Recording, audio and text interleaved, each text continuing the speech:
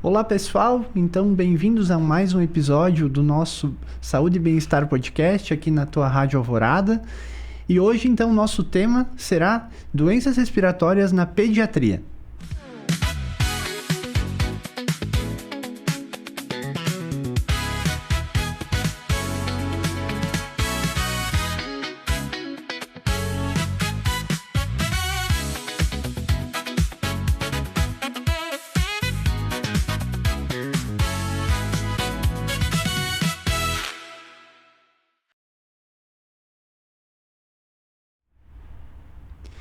Então, para falarmos hoje sobre as doenças respiratórias com foco na pediatria, estou recebendo então a doutora Roselaine, que é pediatra. Seja bem-vinda, doutora Rose, muito prazer estar recebendo aqui a senhora hoje no nosso episódio. Muito obrigada pelo convite, é sempre um prazer estar aqui. Eu sou meio habituê já da casa, mas é sempre um prazer vir conversar com vocês. Gostaria de agradecer também aos nossos patrocinadores, ao Hospital Cristo Redentor, a Imunize Clínica de Vacinas, a Solucione Imóveis, ao Ticiane Laboratórios, ao Dr. Rodrigo Balotin, urologista, Dr. Pedro Bittencourt, cardiologista, a Deliciare, a GSB Áudio e Vídeo e ao Odonto Rigo.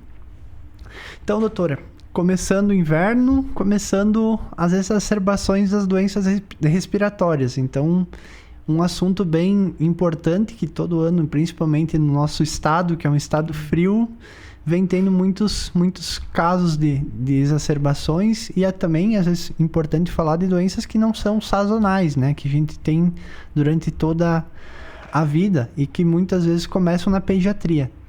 Exatamente, né? Esse ano a gente teve um ano até atípico, né? Com muitos casos de influenza que começaram cedo. Então, a gente teve desde o início de fevereiro o início da influenza, embora agora tenha sido o maior número, né? Mas também, junto com isso, a gente tem, né?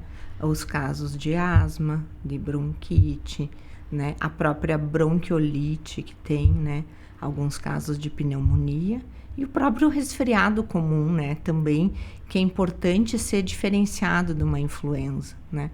A influenza, o que é? Aquele febrão alto, né, súbito. Então, a criança estava bem, o relato da mãe, a criança estava bem, até foi para a escola, estava tudo ok, chegou de noite, ficou meio amuadinho, fui lá medir temperatura, 38,5, 39, uma febre que não cessava, e já no outro dia tem que procurar atendimento, porque a criança fica muito abatida, com alguns casos de vômito, de mal-estar, muita dor no corpo, né? E aí faz o teste, influenza, já inicia o tratamento.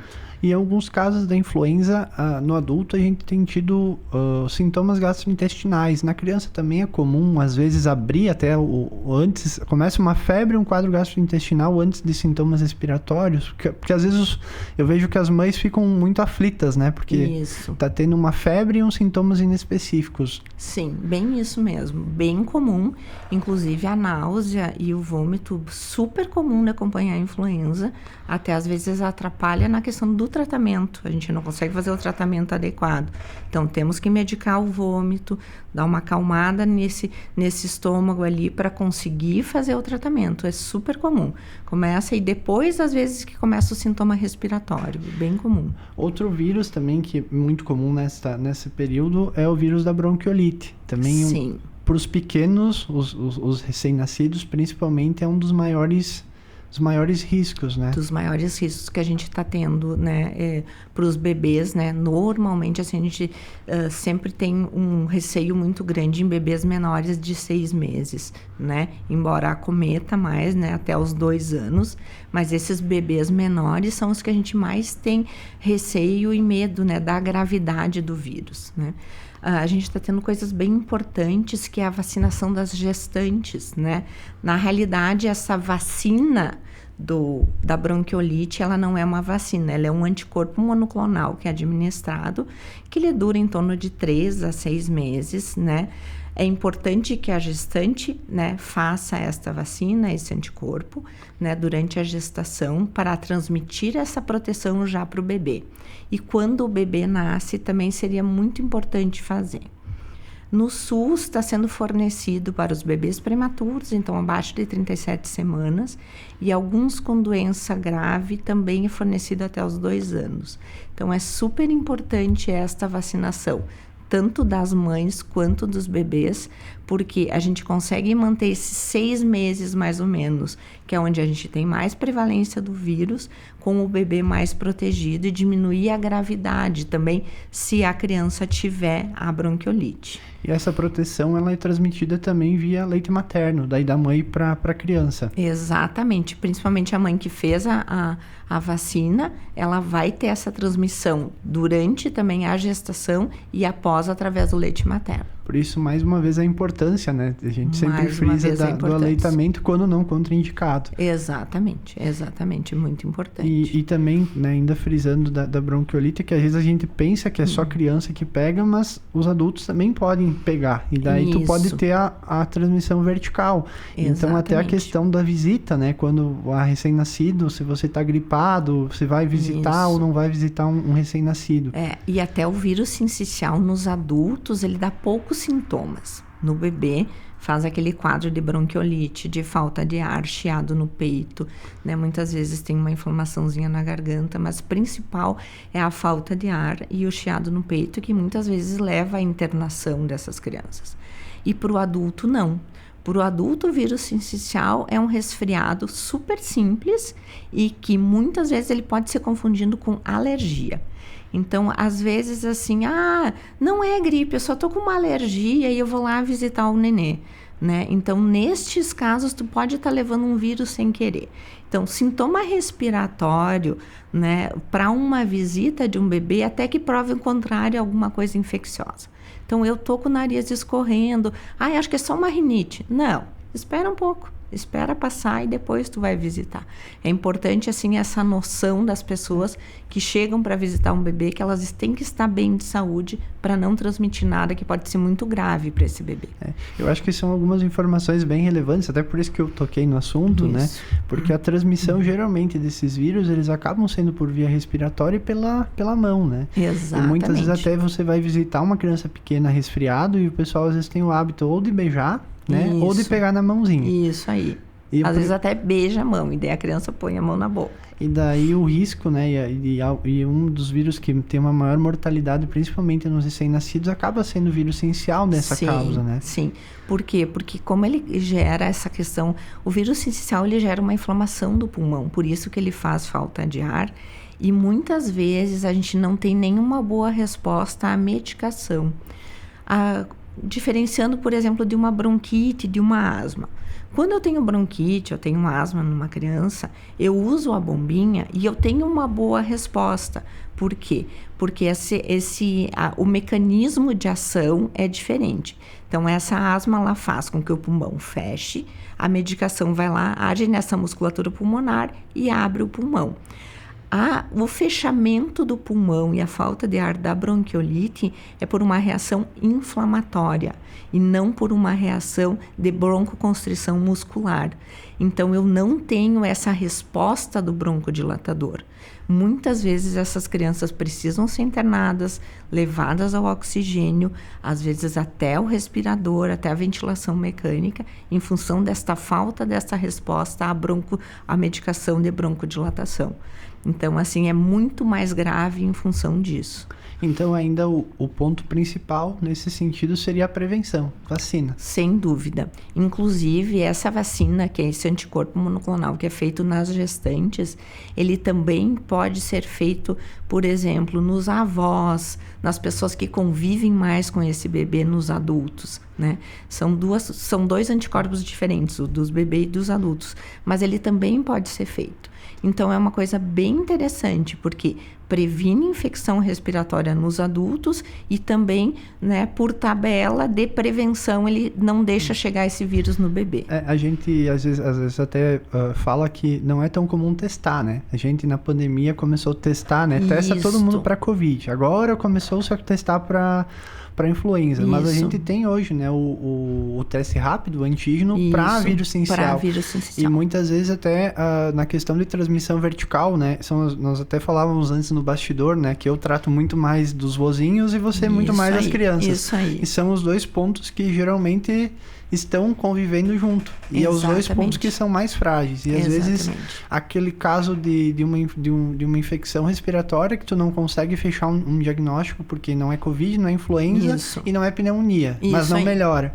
É sempre bom lembrar que existe o teste, né? Para você fechar um Exatamente. diagnóstico para vírus essencial. E é interessante porque agora esse teste ele vem junto, né? Quando o você combo, faz, né? ele é um combo, né? Então é bem interessante, né? Até para adultos, assim, porque às vezes os médicos dos adultos não lembram muito disso, né? Mas é bem interessante. E inclusive, bem que tu falou, né? Tu tá na parte da geriatria, né? E para os idosos mesmo, então eu tô falando assim, né? Mais velhos, acima de 70, 80 anos, ele também volta a ser perigoso como era lá no início. Né? Então, assim, ele é um vírus que muitas vezes também leva a uma internação de um idoso, né? Pela questão da gravidade que é num adulto também. E às vezes morreu e a gente não soube que era porque não testou. Né? Exatamente. E também temos casos de pneumonia, né, doutora, nesse período, né? Sim. Falando ainda numa gama das doenças infecciosas, né? Depois acho que vamos para as mais crônicas. Isso aí, né? A pneumonia, né? Ela não é tão frequente, normalmente ela é secundária a uma infecção viral, então começa com um resfriadinho, uma própria influenza, né? Uma exacerbação da bronquite, da asma, né? Mas ela é presente. E uma coisa muito importante, o que é?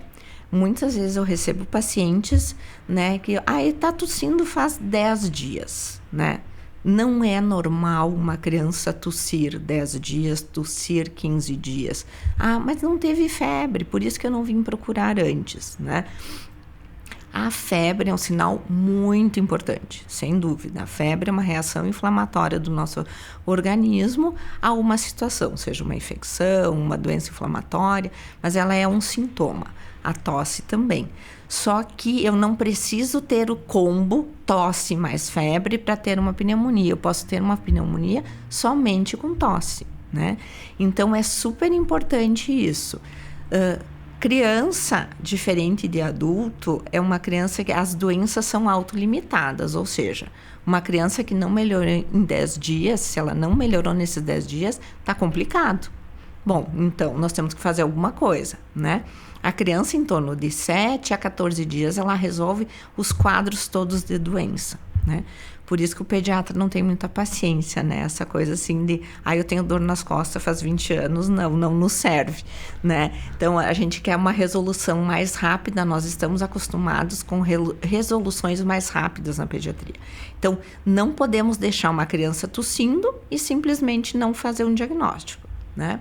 Então, eu já recebi pacientes no consultório, 10 dias de tosse, a gente vai lá, examina, ausculta, uma ausculta já não está legal, faz um raio-x, uma pneumonia enorme, mas ele não teve febre, né? Então, não é só esse o sinal que nós temos que prestar atenção, né? Criança tossindo muito, né? Tem que levar a consultar, tem que levar a avaliar, porque pode ser uma pneumonia. Tem pneumonia leve, tem pneumonia moderada, tem pneumonias graves, inclusive, que derramam o líquido do pulmão, às vezes tem que fazer a drenagem no pulmão, pode levar a uma internação, pode levar também a uma ventilação mecânica, né? E a grande maioria a gente consegue tratar via oral no consultório, então ótimo. Mas é importante que seja procurado atendimento, né? Para não esperar isso se agravar. Na questão até da questão da febre, né? Muitas vezes até as escolas, as professoras, né? As cuidadoras nas escolas se assustam com a febre, né? Sim. Deu o primeiro pico de febre, acabam orientando o pai e a mãe a procurar o pediatra, o pronto atendimento, a emergência. A mãe de primeira viagem também. Eu digo primeira viagem porque a mãe que já está no segundo, Sim, terceiro já tira tem de mais letra, prática. né? Já sabe a rotina. Mas a orientação muitas vezes é que, como é autolimitada, o primeiro pico febril observa, né? Dá um antitérmico, observa. Quanto tempo a senhora orienta, assim, observar? Óbvio, se é só febre, pensando em não ter outros sintomas. Porque às vezes é só a febre o início, não tem muito o que se fazer, né? Exatamente. Então, assim, primeira coisa, né? A febre, ela tem que ser sempre medicada. Então, essa coisa assim, aí eu vou deixar a febre subir até para ver quanto vai, eu acho que não é uma coisa legal. Por quê? Porque 5% das crianças até os 5 anos de idade que têm o primeiro pico de febre, elas podem fazer convulsão febril. Então, fazer uma crise convulsiva por febre. Então, não é interessante a gente deixar esta criança com febre. Então, assim, medicou a febre, a criança está com 37,5 de temperatura, eu já vou medicar, porque eu vou levar 30 minutos para essa medicação fazer efeito, e aí depois disso, nesse período a febre continua subindo, né? Não tem necessidade de chegar, eu vou chegar para ver se vai a 38, 38,5. Não tem necessidade disso. Outra coisa, teve um episódio de febre, a criança está amoadinha, medica a febre e observa essa criança. É muito importante a observação da criança fora da febre. Por quê? Toda criança com febre, ela vai estar ruinzinha, ela não vai querer nada, ela está ruim, está mal, né? A febre causa todos esses sintomas, mas a doença grave, ela mantém essa sintomatologia da criança mal, mesmo fora da febre. Então, assim, a criança fez 37,5, eu mediquei, em 40 minutos estava lá correndo, brincando, comeu, estava faceira. A febre voltou em 6 horas. Tudo bem, medica de novo e vai observando para ver como vai, né? 24, 48 horas, não apareceu nada, essa febre está persistente, tendo que medicar de 6 em 6 horas, estou precisando usar muito tempo medicação, né? A criança eu comecei a ficar com falta de apetite, não está aceitando alimentação, mas não tem outra queixa, leva a consultar, tá? Acho que a procura pela emergência a gente tem que cuidar um pouco, né?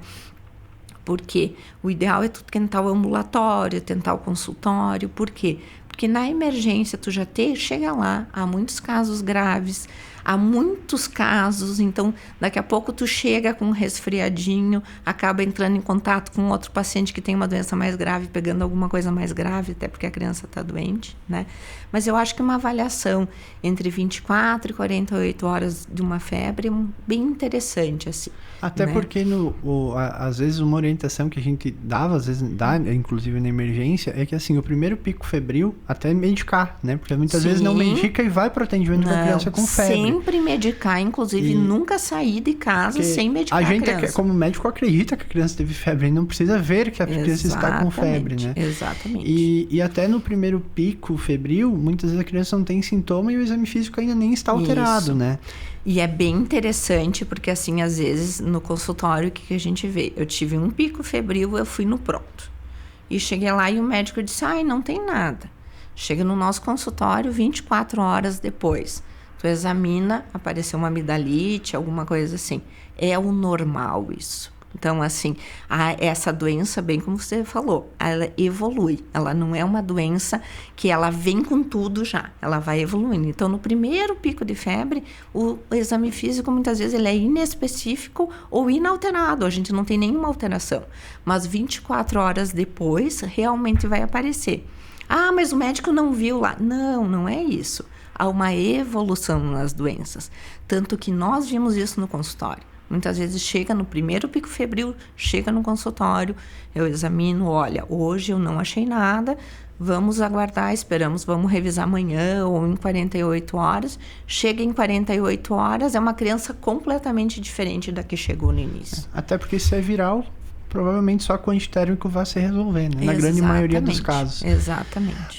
Outra questão também que a gente acaba observando é a questão, às vezes, da automedicação, entrando muitas vezes no uso de corticoides. né? Que eu acho que... Maravilhoso, precisamos falar sobre isso. É uma questão, né? Às vezes, até entendimento de que o médico está orientando aí a automedicação. Não, a gente não está falando em automedicação, né? Não. É controle antitérmico, né? Que geralmente o pediatra já deu essa orientação em algum momento em sinais que não tem nada de alarme. Mas a gente vê muito na rotina, assim, de às vezes a automedicação, até o pai já usou, ou a mãe usou uma vez, foi lá e comprou principalmente a famosa prednisolona, né? O xaropinho. Exatamente, o famoso xarope para tosse, que não é xarope para tosse. E daí, muitas vezes, até como a gente falou da influenza, né? Em alguns, são casos selecionados que você indica, porque pode, inclusive, piorar o quadro infeccioso, né? Na criança. Exatamente. Então, assim, a gente tem que ter muito cuidado. A prednisolona, muitas vezes a gente prescreve, mas com uma indicação, com uma duração de dias. Ela não é um xarope para tosse. Então, começa assim. Ele estava com tosse, uma febrezinha, uma tosse, daí eu dei o antitérmico e já comecei a prednisolona. Não pode fazer isso, tá? A prednisolona é um corticoide e ele é um anti-inflamatório muito potente. Ele reduz as defesas do organismo, tá? E quando ele faz isso numa infecção viral, esse vírus se aproveita. Diz, agora o organismo foi dar uma descansada, né? Deu uma prednisolona, agora o organismo foi dar uma descansada, agora eu vou tomar conta. Então, assim, ele agrava a maioria das doenças virais. E como no início a gente não sabe se isso é viral ou bacteriano, a gente precisa aguardar essa evolução. É muito ruim esse uso, né? Eu acho assim, ninguém deveria usar por conta própria uma prednisolona.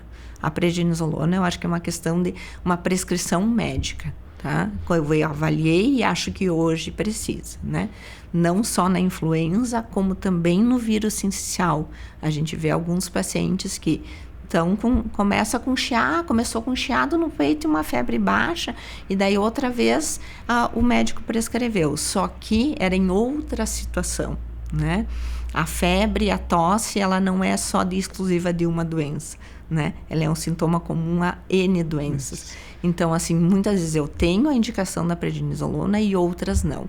Então, assim, meu conselho aos pais, não usem. Não usem prednisolona em casa por conta, é um xaropinho só, eu dei e parou a tosse. Não, não é assim, até porque muitas vezes nós precisamos dessa tosse para ser um sintoma para mostrar que as coisas estão erradas. Até porque a parte, principalmente as crianças menores, né, da pré-escola e a creche, a criança está desenvolvendo ainda o sistema imunológico. É comum ter um número X, né? Vou deixar a senhora responder isso. De infecções, principalmente respiratórias, que é onde mais tem contatos, mas outras N infecções. Então, se cada vez que a criança vinha ter, você está usando o corticoide de forma errada, você está imunossuprimindo. Pode com isso trazer outras complicações, né? Isso, e não só a questão da imunossupressão, a questão porque o corticoide, como ele é um anti-inflamatório muito potente, ele afeta muito a questão gástrica, né? Então, assim, eu tive uma paciente uma vez que a mãe chegou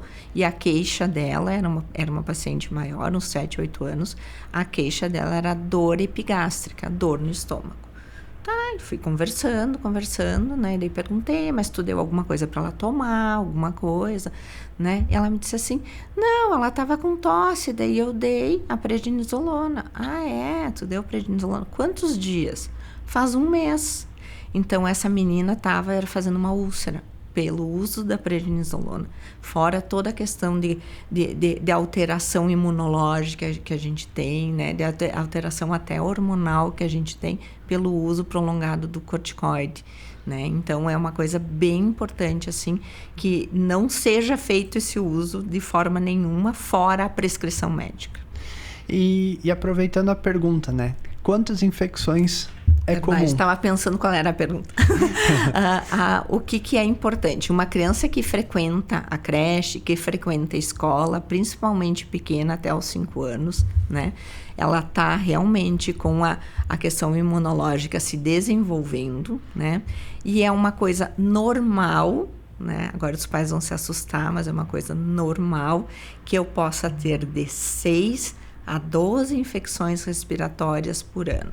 Então, é aquele famoso, nossa, todo mês eu tô aqui porque a criança tá doente.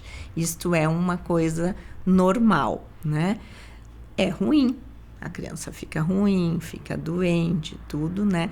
Mas é uma coisa que a gente sabe que acontece em função do meio que ela está vivendo de exposição aos vírus, né?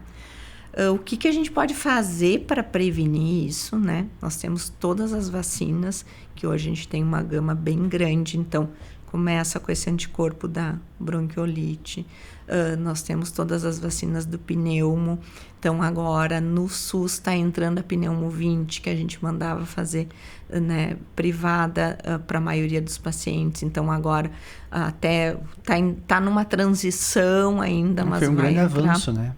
Maravilhoso, né? Porque a pneuma, além da gente prevenir a pneumonia, tem prevenir meningite também. Então, é uma coisa, assim, super importante isso aí, né? Mas a gente recomenda para quem não fez fazer a vacina, a própria vacina da influenza.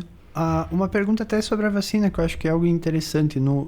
Antes, no adulto, a gente tinha a pneumo 13 e acabava depois fazendo um reforço com a 23. Isso. E se não completou, hoje a gente já indica fazer, se tiver disponibilidade, fazer a 20. Isso. Como é que está na criança essa questão? A gente recomenda, dá para fazer, antes de vir no SUS, né? A gente recomendava, poderia iniciar o esquema no primeiro ano com a 15, que tem também, e depois fazer a 20.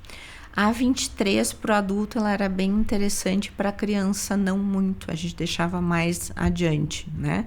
Mas assim, a 20 é bem interessante fazer. Quem já tem o esquema, a gente só faz doses complementares, quem já tem o esquema com a 10, ou quem já pode começar, já começa com a 15 ou a 20 e faz todas elas. Porque às vezes às vezes é uma dúvida que surge, né?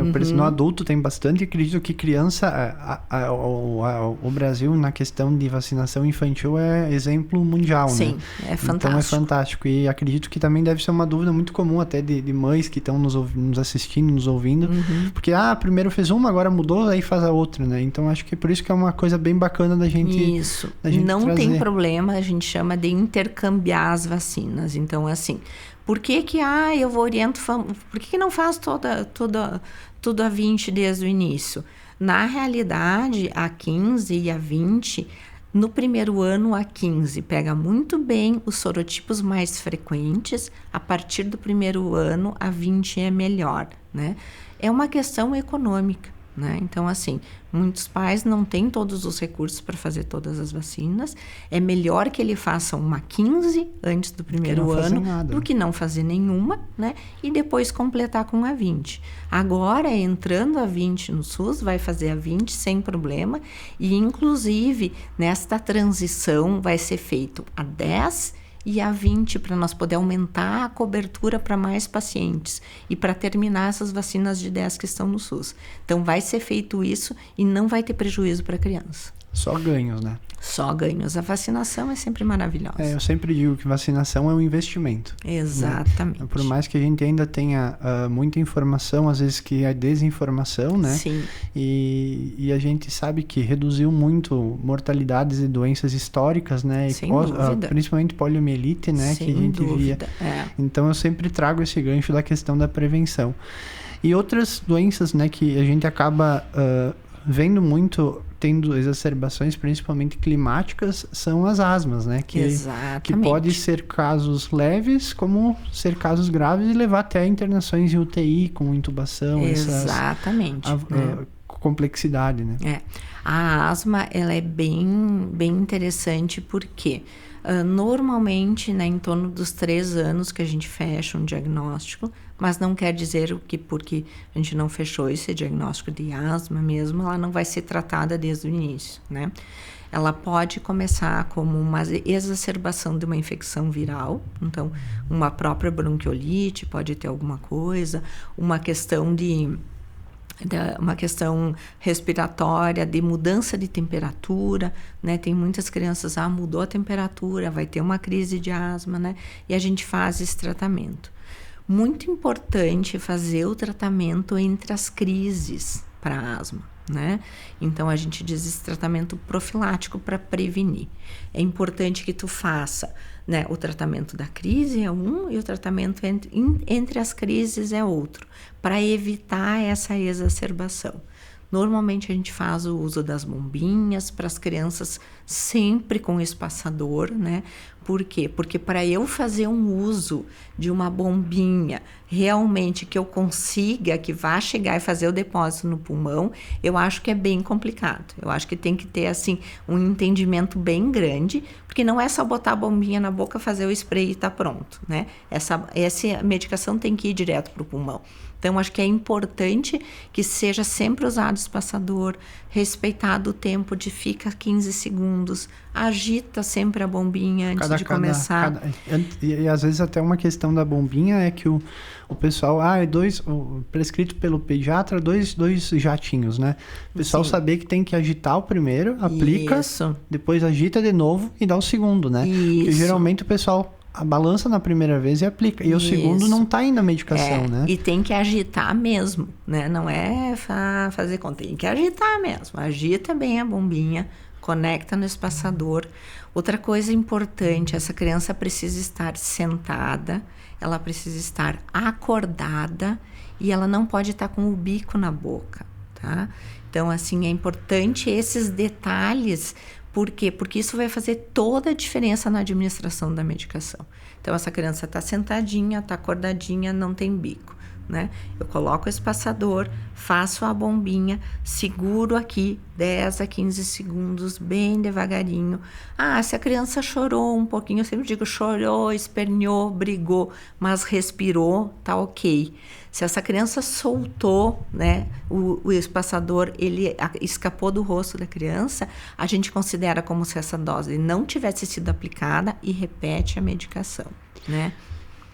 E uma questão também que às vezes os pais acham é que a crise da asma é apenas a falta de ar, mas tem outros sintomas que a gente deve se monitorar, né, na criança, que pode ser um pródromo de uma crise, né? Isso. Então, assim, aquela criança que tá com uma tossezinha seca, né? Vai lá, tá correndo, brincando, brincou e volta tossindo, né? Uma criança que vai, brinca e ela para de brincar porque ela tá cansada. Eu tô cansada, vou parar de brincar, né? É importante reconhecer isso, né? Por quê? Porque muitas vezes quando se intervém já nesse caso assim, né, a criança já tem uma melhora e não chega a desencadear uma crise. É importante esse reconhecimento desses sinais leves. E junto com ela também anda muito junto a dermatite atópica. Sim, é a caminhada atópica que a gente chama, né? Muitas vezes começa ou com a dermatite, chega na asma, ou da asma ela vai para a dermatite, né? Que são todos os sinais da atopia, ou seja, de tipo alergia, né? A dermatite atópica ou a asma, na realidade, é um mecanismo que o nosso organismo entende que aquilo não está certo e reage de uma forma muito forte, faz uma reação inflamatória muito grande, né? Então, às vezes, os pais entendem, é uma baixa imunidade. Eu digo, não, na realidade, a tua imunidade está muito boa, tanto que ela está agredindo coisas que ela não precisaria. Tá com os sensores como na regulagem alta, né? Exatamente, qualquer coisinha ela já aparece. Se tem, no adulto, às vezes a gente manda fazer a indicação de prick test, de testes para ver quais são os patógenos, enfim, que desencadeiam. Né? Na criança, tem ainda indicação ou ainda não se entra nesse sentido? Dá para fazer quando essa asma for muito grave, ou a própria dermatite muito grave, que a gente não controla, né? Ou que a gente tem uma desconfiança de algum fator que a gente possa modificar, né? A gente tem a dificuldade do procedimento, né? Então a gente tenta deixar para uma criança maior, né? E as crianças menores, elas também têm uma reação maior a tudo isso. Então muitas vezes a gente faz e reage a muita coisa. Então a gente tenta esperar 3 a 4 anos para fazer isso aí. E o diagnóstico, né? Muitas vezes a gente acaba até indicando no adulto a espirometria. né? Sim. Que o adulto, às vezes, né, o idoso, o adulto, tem uma dificuldade, tem que soprar, né, o aparelho, tem que ter o tempo de pausa. A criança, né, dependendo do tamanho, não tem nenhum entendimento ainda de como fazer. Eu acredito assim, a crianças acima de 6 anos a gente consiga fazer. Abaixo é difícil. Daí acaba sendo o critério clínico. Diagnóstico clínico. Diagnóstico clínico até da melhora, né, com o tratamento, né? Até para asma grave tem um tratamento também com anticorpo monoclonal que é bem interessante. Então, assim, há pacientes que por mais que a gente faça tudo, não consegue fazer um tratamento, né? Eu tive um paciente que simplesmente assim, ó, ele desde pequenininho, a gente fazia tudo, bombinha, tudo, foi trocado tudo, usado todas as medicações possíveis, e esse paciente não tinha uma boa melhora, assim. Ele melhorava, em 15 dias ele estava ruim de novo, e melhorava, em 15 dias estava ruim de novo. E aí foi feito o uso do anticorpo monoclonal, agora ele está com 8 anos, ele está quase 2 anos sem usar bombinha. Então, assim, tem esse, né, para asma grave, a gente já tem agora essa alternativa também, que é bem interessante. Muitas vezes até tem-se aquela questão de que você vai ter contato com coisas geladas, né, alimentos gelados, e vai ter crises de asma, ou vai desenvolver um resfriado. Às vezes não é só isso, né? A gente vê que o contato, principalmente para as doenças virais, que acabam exacerbando a asma, o contato principal é a entrada via aérea. Isso, então entra a questão da higiene, né? Isso, é bem importante, porque assim, a questão, né, a gente sabe o que acontece. Eu vou sair de manga curta agora, tá super frio, vou sair de manga curta. É claro, teu organismo vai ter uma reação, né? Mas tu vai ter uma reação curtinha, vai passar e vai ficar bem, né? A menos que neste período eu entre em contato com uma infecção viral, que é super comum nessa época, né? Então, muitas vezes os pais dizem, mas o bebê não tá saindo de casa, tá só em casa, né? Mas os pais estão. Então, muitas vezes, né, tu tem esse contato viral que acaba fazendo, né, e entrando em contato. Então, é importante a higiene, né, tanto dos pais quanto das crianças, né. Então, eu sempre recomendo que o banho é importante, né, não é só lavar a mão, né, mas assim, é importante a criança que chega da escola, toma um bom banho, aproveita, faz uma higiene nasal, consegue fazer a lavagem ok, não consegue, usa um spray de sorinho para dar uma boa limpada, limpa bem, lava bem as mãos, troca de roupa, né? Porque assim a gente vai eliminando esse contato com os vírus, né? E o nariz é onde a gente mais tem contato, né? Então, o que acontece? A gente respira muito ar, agora é época de ambientes fechados, ar-condicionado ligado, a gente não tem como tu deixar ventilando uma sala quando tá 3, 4 graus negativos ou 3, 4 graus positivos mesmo, muito frio, não tem como a gente deixar uma sala ventilada, né? Então esse contato vai ser bem importante, e o nariz é o nosso filtro. Então, ele filtra e deixa tudo aqui, só que às vezes escapa e a gente vai fazer uma infecção. Então, essa higiene nasal é bem importante.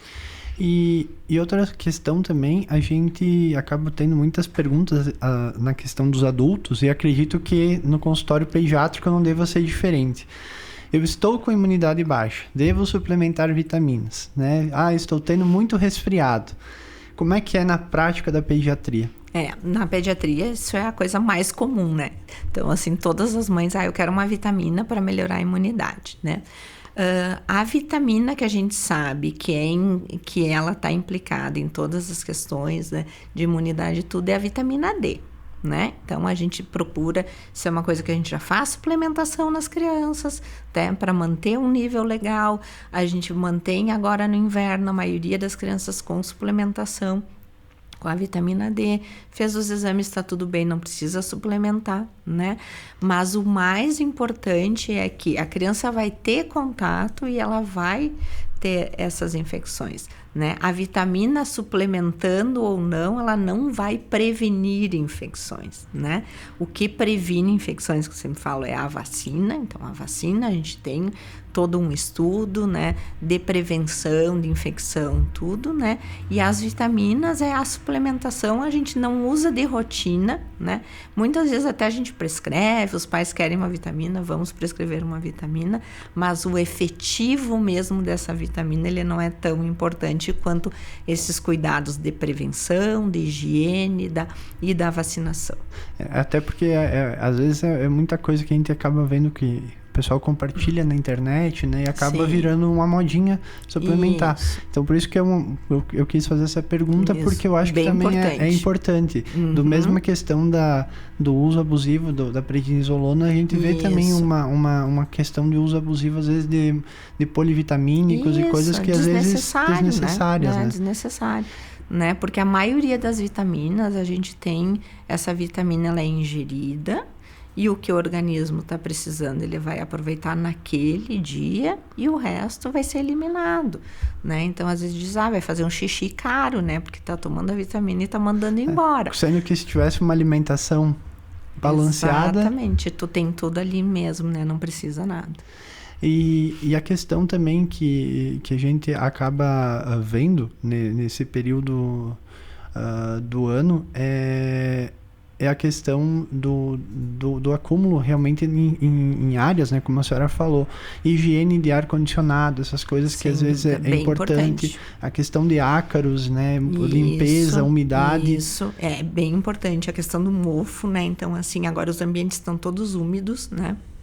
Então, ter cuidado, o mofo é uma coisa que causa, principalmente para quem é asmático, tem rinite, vai ser um fator desencadeante de crise, né?